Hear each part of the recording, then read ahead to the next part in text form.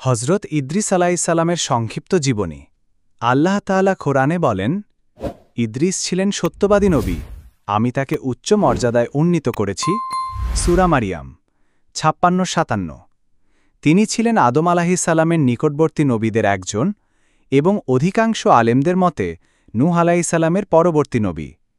মিরাজের রাতে রাসূলুল্লাহ সাল্লাল্লাহু আলাইহি ওয়াসাল্লাম তার সাথে চতুর্থ আসমানে সাক্ষাৎ করেন। আল্লাহ তাকে বিশেষ জ্ঞান দান করেছিলেন। ১.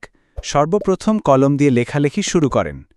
লেখালেখির জ্ঞান প্রথম আল্লাহ তাআলা তাকেই দিয়েছিলেন। ২. সেলাই শিল্পের সূচনা করেন। তিনিই প্রথম সেলাই কাজের আবিষ্কার করেন। ৩. ওজন ও পরিমাপের নিয়ম চালু করেন। এই জ্ঞানও আল্লাহ তাকে দিয়েছিলেন। ৪. লোহা দিয়ে অস্ত্র তৈরি শুরু করেন এবং জালেম কাবিল গোত্রের বিরুদ্ধে জিহাদ করেন। হজরত ইদ্রিস আলাইহিসসালাম মানব সভ্যতার প্রথম শিক্ষক হিসেবে পরিচিত। আল্লাহ তাকে উঁচু মর্যাদা দান করেছেন এবং কোরআনে তার নাম সম্মানের সাথে উল্লেখ করেছেন। এই হল হজরত ইদ্রিস আলাইহিসসালামের সংক্ষিপ্ত জীবনী। পুরো ভিডিও পেতে চ্যানেলটিতে ঘুরে আসেন।